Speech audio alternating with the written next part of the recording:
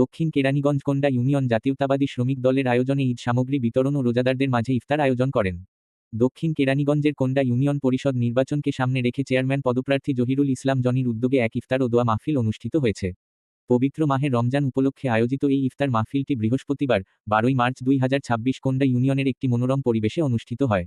ধর্মীয় ভাবগাম্ভীর্য ও সৌহার্দ্যপূর্ণ পরিবেশে অনুষ্ঠিত এই আয়োজনে বিপুল সংখ্যক রোজাদার, স্থানীয় গণ্যমান্য ব্যক্তি, মুরব্বী, রাজনৈতিক নেতাকর্মী এবং বিভিন্ন শ্রেণী পেশার মানুষ অংশগ্রহণ করেন।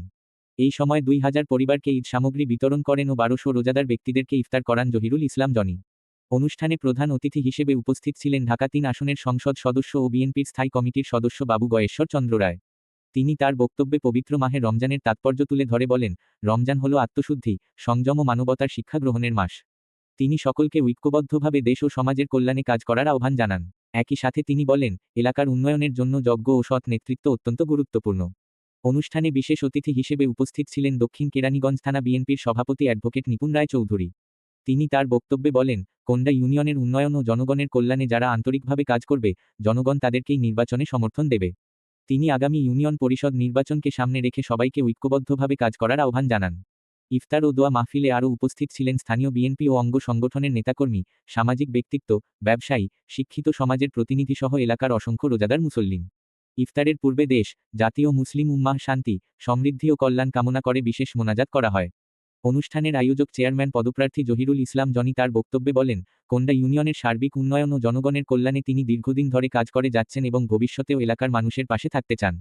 তিনি বলেন, জনগণের ভালোবাসা ও সমর্থনই তার সবচেয়ে বড় শক্তি।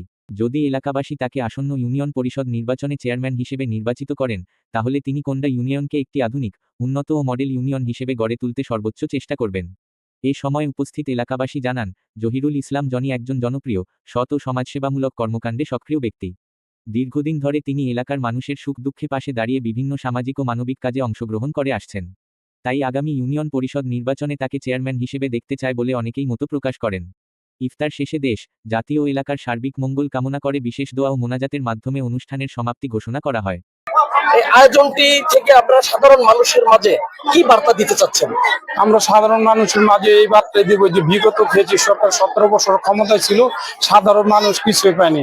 আমরা বলতে যে দলের যখন দুঃসময় আসবে এবং দলের সুসময় থাকবে, আমরা চাই সাধারণ মানুষের জন্য সর্বদা আমাদের পাশে থাকে, এইটাই আমাদের চাওয়া। তবে এটা বিগত দিনেও করে আসছেন, আজকে দেখলাম অনেক বড় পরিসরে করছেন। আসলে এটা বিগত দিনে হ্যাঁ আমরা করতে পারিনি, কারণ কি যে ফেসিস্ট সরকারের সন্ত্রাসী বাহিনী ছিল, তারা তো দেখছেন কোনো মানুষ পান তো ভালো কথা, একটা খাবার পর্যন্ত দিতে পারেনি। এখন আমরা দিতে পারছি, যে মহান আল্লাহ তাআলার কাছে শুকরিয়া, আর শুকরিয়া আদায় করি যে মহান আল্লাহ তাআলার কাছে যে ছাত্রদের মাধ্যমে আজকে আমরা মুখের ভাষা ফিরে পেলাম, যে স্বাধীনভাবে মুক্ত আকাশে মুক্তভাবে কথা বলছি। যে ছাত্র ভাইরা নিহত হয়েছেন তাদের আত্মার জন্য মাগফিরাতের কামনা করছি এবং তারা যাতে জান্নাতবাসী হয়, এই জন্য তাদের আত্মার যাতে শান্তি পায়, আমরা তাদের জন্য দোয়া করব। ইফতারের আগে আমরা দোয়া করবো, এতিম ছাত্ররা আছে তারা কোরআন তেলাওয়াত করবে, এবং আমরা চাই যে ছাত্রগুলি বেঁচে আছে তারা যাতে সুন্দরভাবে আমাদের নেতা জনাব তারেক রহমানের সাথে হাতে হাত মিলিয়ে, কাঁধে কাঁধ মিলিয়ে এই দেশকে এগিয়ে নিয়ে যায়। এর জন্য আমরা তাদেরকে বলবো যে আপনারা যাই করেছেন আগে পরে, এখনো সুযোগ আছে। আপনারা জাতির কাছে ক্রিমিনাল সেজেন না, আপনারা জাতির সূর্য সন্তান হিসেবে জনাব তারেক রহমানের হাতকে শক্তিশালী করেন এবং আপনারা একত্রিত হয়ে দেশকে এগিয়ে নিয়ে যান। আজকে প্রথম জাতীয় সংসদের অধিবেশন শুরু হয়েছে, ইতিমধ্যে আপনি এখানে ইফতার মাহফিলের আয়োজন করেছেন এবং ঈদ সামগ্রী বিতরণ করলেন, আপনার কেমন লাগছে? না, আলহামদুলিল্লাহ আমাদের ভালো লাগছে। আমরা মানুষকে দিতে পারলে আমাদের আত্মা শান্তি পায়, আর আমরা চাই যাতে সবসময় দিতে পারি। তো আগামী নির্বাচনে আপনার আশা কি? আগামী নির্বাচনে সবার যে আশা, আমারও আশা, আমি নির্বাচন করবো ইনশাল্লাহ। জনগণ যদি আমার পাশে থাকে, আমি ইনশাল্লাহ জনগণের পাশে সবসময় থাকবো।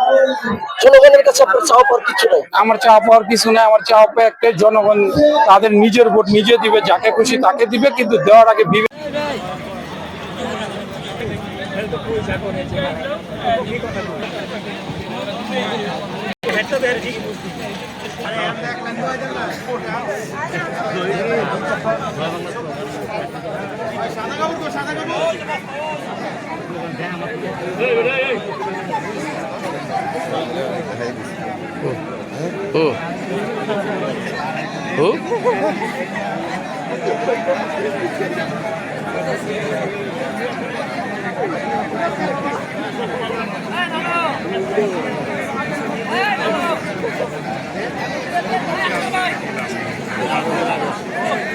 ভাই আরে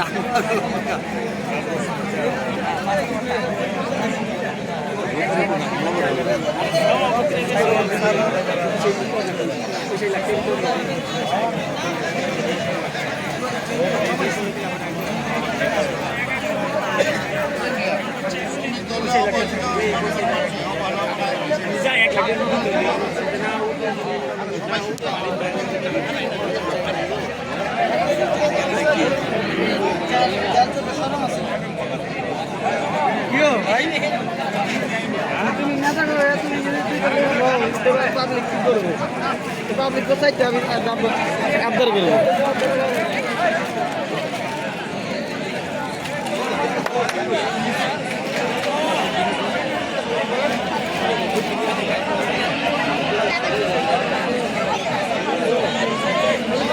ভালো করে করুন